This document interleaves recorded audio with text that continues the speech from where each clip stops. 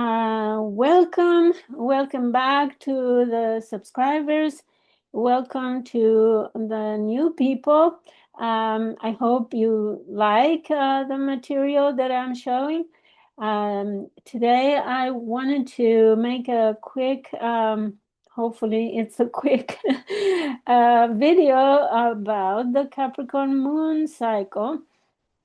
I will include the full moon so you can see how this new moon evolves and finishes with the completion in the sign of Leo.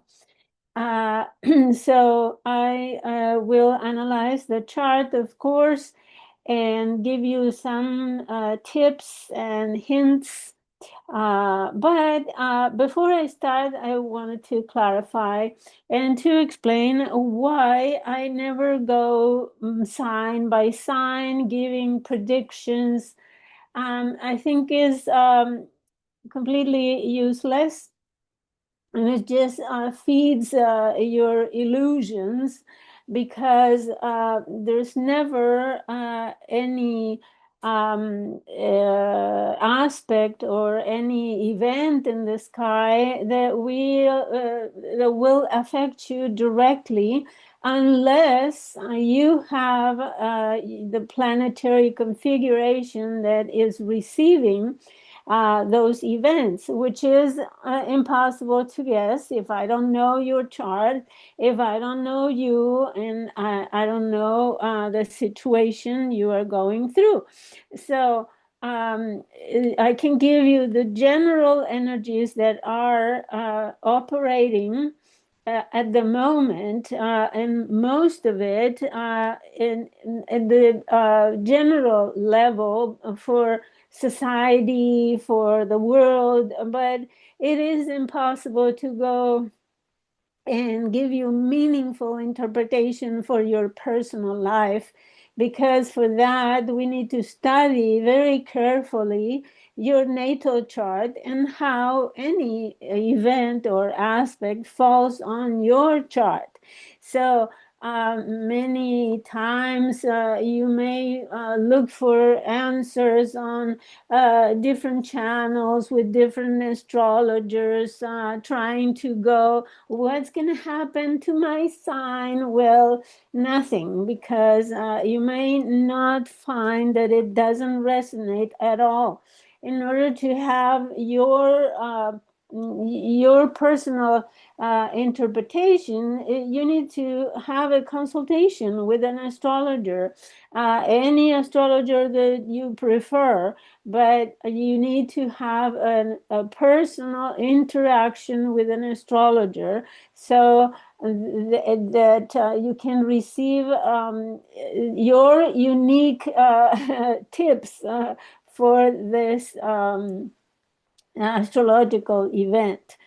Okay, so there are many, many factors to consider when one studies the chart of a person. It is not one size fits all. It's impossible because every person is unique. There is nobody with your same features, your same chart, or your same energy. Even if there is two people being born in the same hospital at the same time, the same city, etc.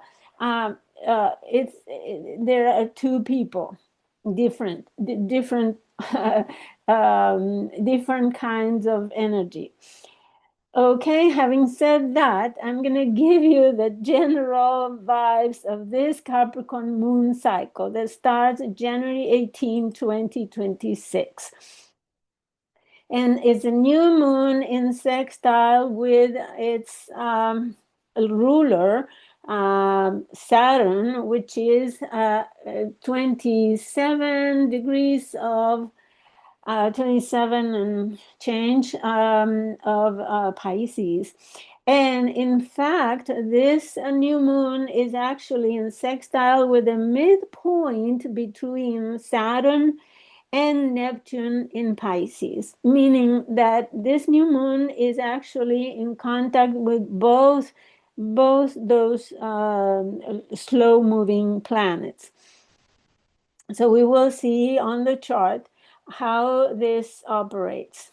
Okay, so uh, there are several factors, and I'm gonna also explain the relationship with the chart of the U.S., the United States. So you start making connections with what is happening and how this will evolve. Okay, so 28 degrees 43 minutes of Capricorn. This is revitalizing, let's say, the previous small trine that we were having since 2024, 2025, between the earth signs of Taurus and Capricorn with Pisces. So this new moon is repeating, if you want, things that, or revisiting, let's say, revisiting events that you have already gone through, lived through, in the previous years when Pluto was at the end of Capricorn, and in aspect with Neptune and Saturn, and in trine with Uranus in Taurus. So we have already gone through this kind of energy. So you may find familiar issues or familiar events or feelings or something that is already, you have already seen. It's like a deja vu. So be prepared for that. Of course, every start of a cycle is kind of a mystery because we don't really know what is starting until the moon starts moving away from the sun and clearing out of the sunbeams. So, having said that, it's at the end of Capricorn, meaning that we are finishing something. There's this sense of urgency in Capricorn, and as I said, we are revisiting the end of Pluto in Capricorn. Remember, and there is this sense of okay, we need to finish up, wrap up what we have been doing in the house occupied by Capricorn. I need to clarify that I am a tropical astrologer and using whole sign house system. So meaning one sign is one house. Um, okay, and we have a series of new moons that are at the 28 degrees for a few months. So you have seen the new moon in Sagittarius at the end of the sign and at the end of Scorpio. So we have already got the sense of this urgency of finishing something and wrapping up. Okay, the other thing that we need to consider is the position, not only with longitude, but the position of declination of the moon. And I'm going to tell you immediately that the moon is out of bounds. And you have it here on the side. There's this graphic on the side. This is the declination of the planets. And on the right side, we have the declination south. Most of the planets are south of the equator. And we have the moon exactly above the orb or let's say the limit of the sun. The sun is the one that determines the bound, and the bound is 23 degrees 26 and a half minutes, either south or north. Well, the moon is above or below, I would say, because it's south. The bound of the sun. This means, and I explained that for the previous moon cycle, when the moon was out of bounds as well. And there were extreme storms in many places.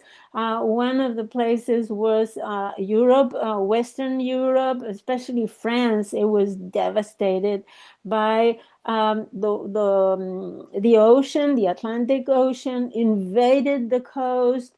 They had winds. They had what was the name of the storm?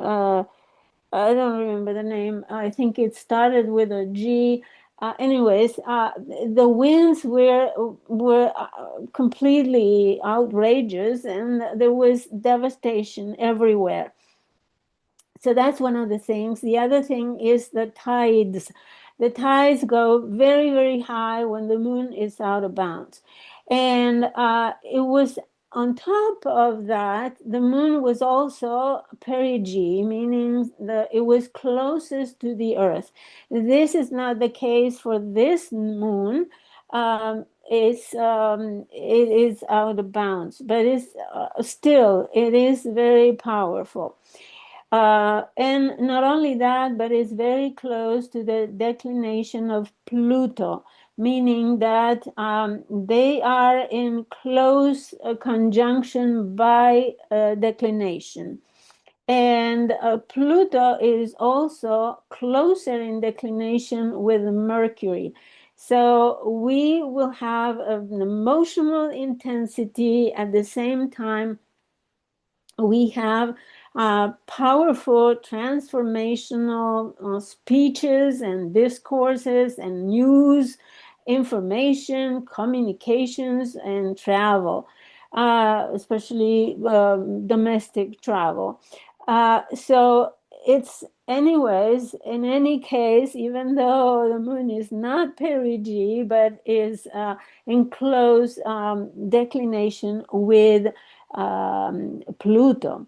And it is considered a very strong conjunction, even though it's not longitudinal conjunction. And they have about 3-4 degrees separation in longitude, which means that the moon is applying to the conjunction with Pluto as well.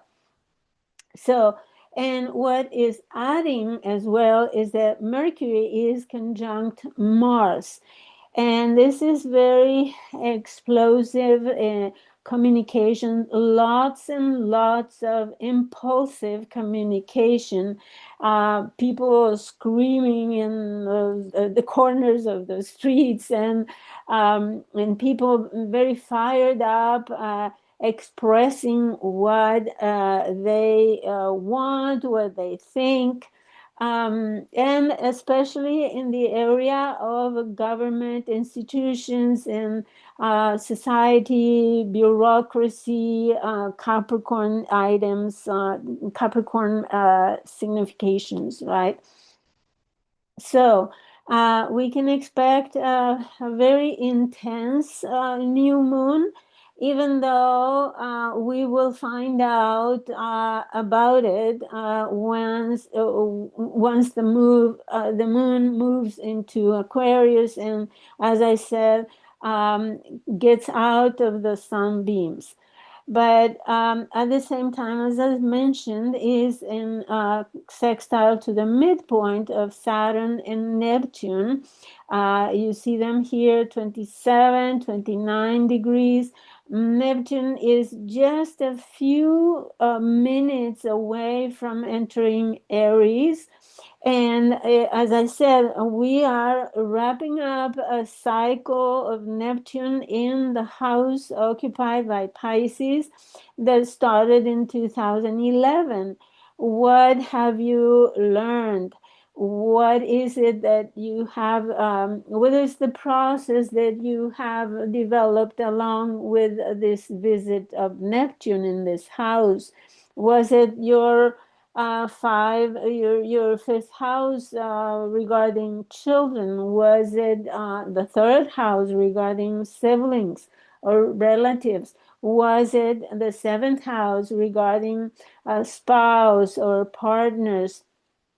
How you are finishing this cycle? What is it that you have learned? What is it that you have experienced with Neptune, this illusion and disillusionment, the fantasies, the deceptions, often, very often, deceptions from other people or self deceptions, right? Now, this new moon in Capricorn brings us to reality.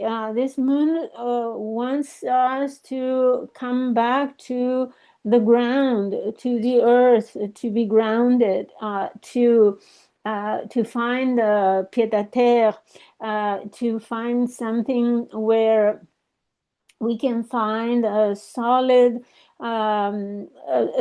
foundation, let's say.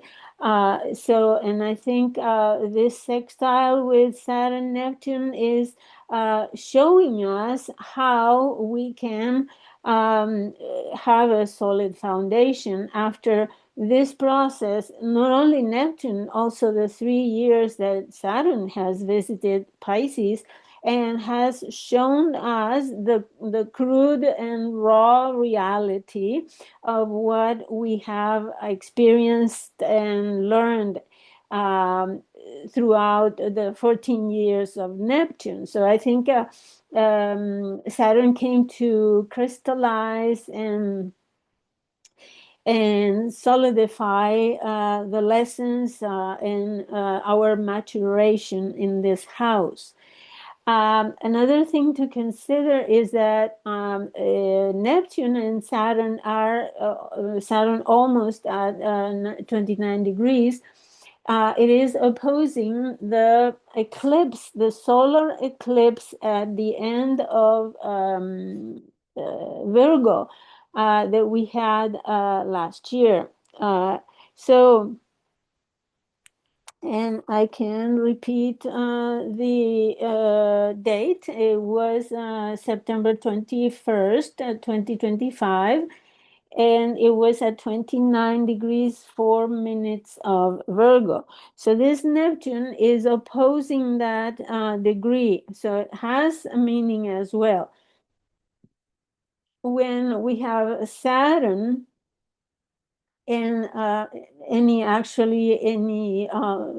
slow moving planet, but most especially when Mars and Saturn transit either by conjunction, opposition. Conjunction is stronger, but also opposition and squares to any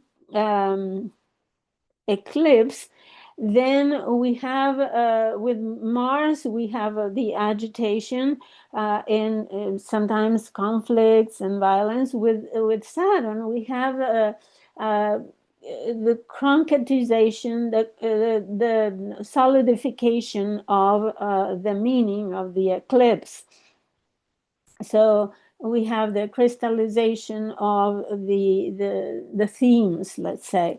So tell me in the description box below, what are your, no, I'm meaning the comments below the description box. What is it that you experienced related to the eclipse? Also, this new moon is past the trine with Uranus at the end of Taurus. And Uranus is almost stationing direct. So it is actually not really moving. And if you have observed the clock, Uranus has been at 27 degrees for weeks. So this means very powerful Uranus. And it's also, of course, in the decan of Capricorn as well, ruled, that decan is ruled by Saturn. And the sign of Taurus is ruled by Venus. And Venus is uh, with Pluto, applying to the conjunction with Pluto. So you can, from the get-go, say that Uranus is bringing by surprise a deep transformation of values. And it could be material values like the money, the finances, and any thing that we price, um, that we consider valuable and important. And it could be social values as well, because Venus in Capricorn and Aquarius. But at the same time, in combination, applying to the conjunction with Pluto, we see a powerful, intense transformation. So Venus with Pluto is not for the faint of heart. Um, so in love, it could be violent, it could be jealousy, manipulation, and even femicides. So in different levels, we can see, and this could be like a prototypal example, so you can see what Pluto can do to our values. At some point, we completely change, violently, we can completely change our values. And suddenly, due to Uranus, and you need to consider that even though it's a sextile and a trine, doesn't mean that these planets will, these slow moving planets will all of a sudden be saints and pure and soft and nice. No, these planets continue representing what they represent. And with trines and sextiles, the energy flows easily. So it means that they are cooperating with each other, they are building with each other, they are constructing something, they are working in tandem, let's say. So you see how things come, right? The ruler of the new moon is Saturn, and I already explained. But Saturn in Pisces is not the Saturn that we explain, in the astrological classes, saying that Saturn is so hard and so strong and sad and etc. Well, Saturn in Pisces gives us spiritual structures. It is softer, let's say. The water is like, imagine, for example, those coastal places where there are rocks, and the ocean is pounding on the rocks forever and ever, and slowly they become sand. So this is the Saturn, the rock in the ocean of Neptune and Pisces. So it is softer, it is crumbling like the sand from the rocks. So these 3 years in Pisces and the next 3 years in Aries won't be any easy for Saturn. Because in Aries, Saturn will have to um, hold down the impulses and the conflicts and aggressiveness, etc. And that's not his thing. Okay, well, I think I already explained the essence of this new moon. And one of the things that you need to know is that at this degree, 28 degrees of Capricorn, this new moon will be on top of the Pluto, natal Pluto of the United States of America. And this means that this new moon brings a powerful transformation of this country, especially financial, because Capricorn is the second house in the Sibley chart of the United States, and it represents the assets, the money, the finances, and the bank, right? Where the money, the reserve, the Federal Reserve, for example, that has the money, the capital, the assets of the country. So we are starting then a cycle, a moon cycle, that will bring a powerful transformation. And you already see it on this chart with Venus, the values, the money, and in conjunction, applying conjunction with Pluto, which is the same meaning. A powerful transformation of the values and the money and everything that resources as well. Okay, so let's go to the full moon in Leo, and the full moon in Leo is at 13 degrees Aquarius and 13 degrees Leo. Um, okay.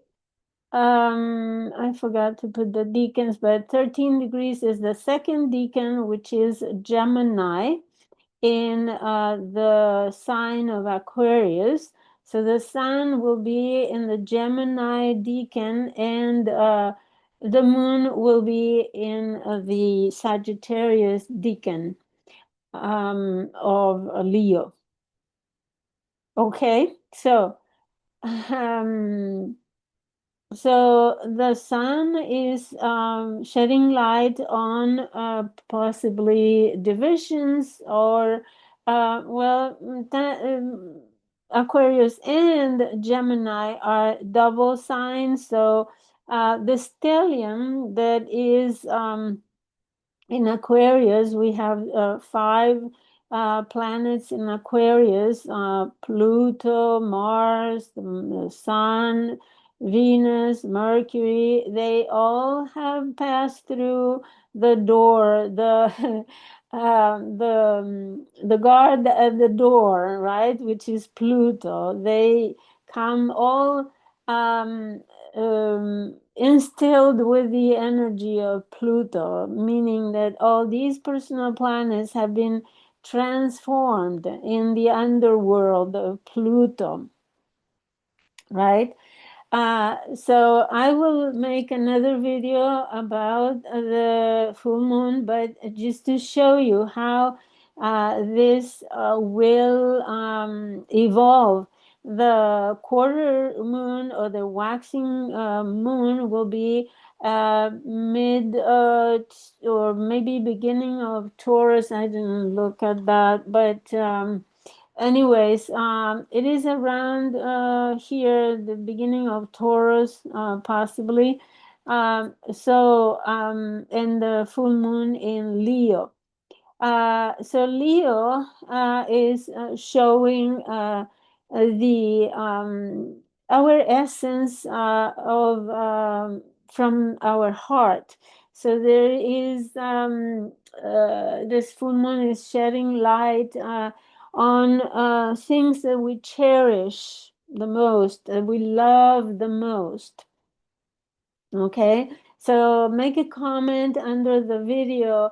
What is it that Leo represents for you? How you interpret Leo, and if you have energy in Leo, how you feel it, right? As I said, it's just to show you how the Capricorn new moon will be completed, or how the full moon will show in Leo, mid Leo. Okay. Okay, so if you like my material, and you have questions, don't hesitate to contact me. I have interesting blog posts in my blog,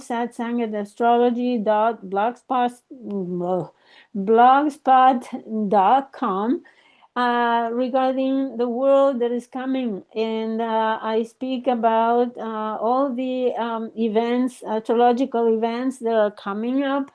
And so I invite you to read about them, because they will affect the whole world, for one thing, and they will be very, very significant, affecting our lives, for everybody.